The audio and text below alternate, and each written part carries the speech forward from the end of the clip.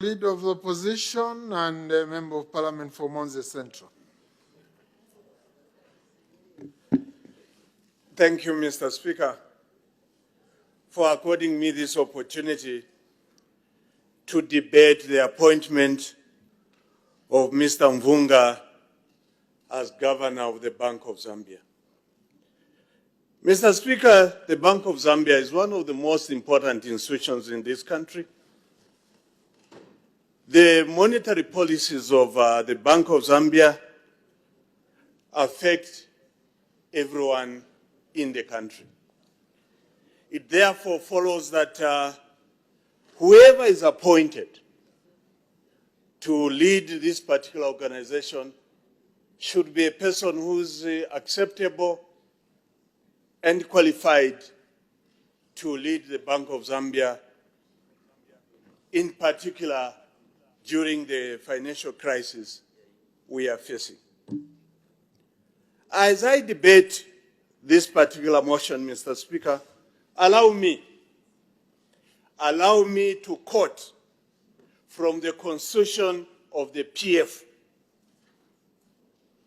and I'll be able to address the relevance of the issue to the appointment. I would like to quote, Mr. Speaker, Article 3. Yes, vote.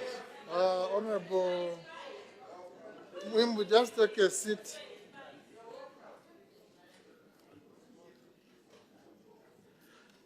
Honorable members, we are dealing with a very serious issue here. We shouldn't trivialize it with those running commentaries. We are trivializing an earnest matter.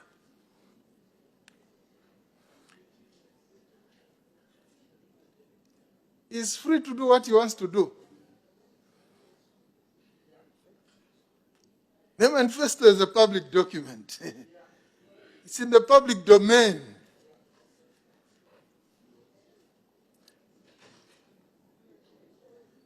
I don't want to belabor this point. Continue.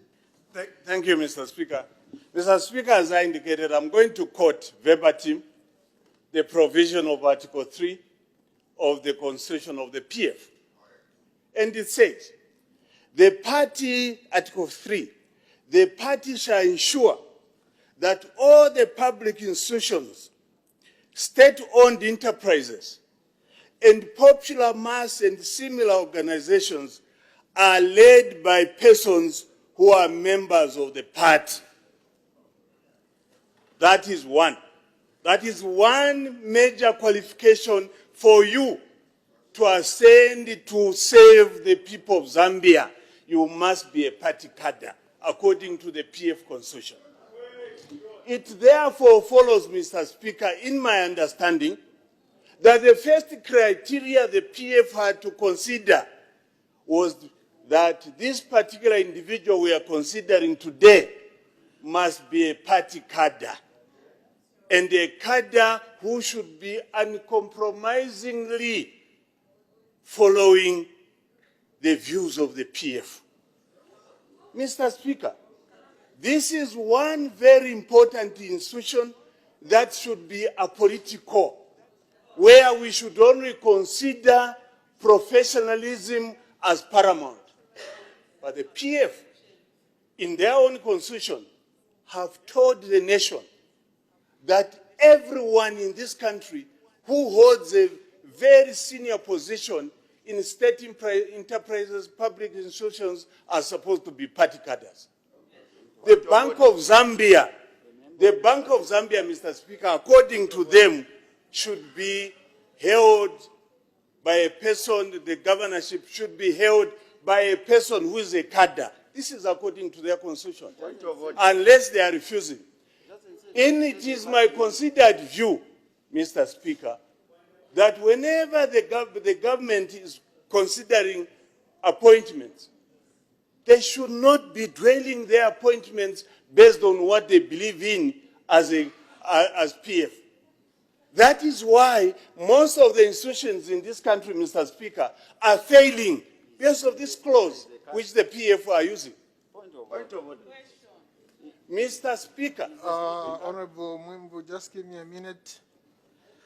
There will be no points of order. Just wait for your turn to debate. That's all. Continue.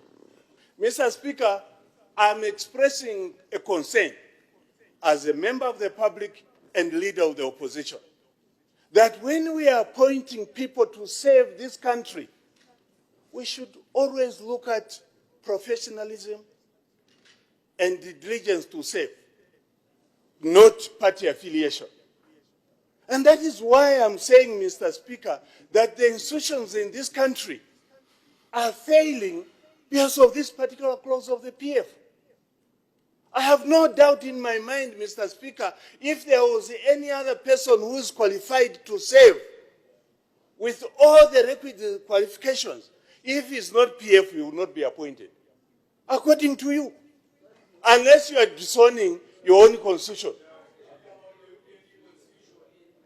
The UPND constitution does not talk about that. Just give me a moment. Honorable Ngulube, you are a deputy chief whip, government chief whip, in the forefront violating the rules. In the forefront, leading. Continue. Thank you, Mr. Speaker. Mr. Speaker, I also want to take note of the statement the Minister of Finance made on the floor of this House when he was delivering his budget. He did mention that actually the country is in a crisis. The economy needs to be resuscitated. And last week, the Minister of Finance, Mr. Speaker, issued a letter of intent to defer the payments of the Euro bonds and other debts that are accruing to the country. The international lenders, Mr. Speaker, are looking to what is going to happen today. They are going to look at who is being appointed as Bank of Zambia governor, because this particular individual will be part of the delegation that will be led by the Minister of Finance when negotiating. But when they read that this particular individual is being appointed permanently because he's a cadre of the PF, they will have no confidence, Mr. Speaker, in our delegation, and will be doing a disservice to this country. Why should we be doing such things, Mr. Speaker? Why should we be doing such things? Mr. Speaker, it is my considered view that this person and this individual does not qualify to be appointed. The mover of the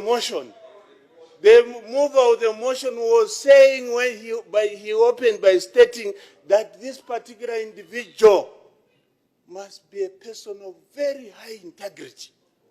That's what he said. I'm not going to talk about this persona, which is in public domain. What are you telling the nation over the issue of integrity according to your own report? Mr. Speaker, these are issues that do not just affect this country. They affect the international community. We have lenders who are concerned over this issue. Maybe that is why even yesterday the club of lenders are saying they are not going to agree to the request by Zambia. It's because of such things we are doing as a nation. Why should we be doing a disservice? I am not questioning the authority to appoint, but I'm saying whenever we make an appointment, Mr. Speaker, we must be considerate. We must bear in mind the views of other people and the international community. This particular individual, Mr. Speaker, immediately the nomination was made, there was a lot of debate. There were a lot of issues that were raised. Even members of the international community raised issues. Mr. Speaker, the Bank of Zambia is a very critical institution.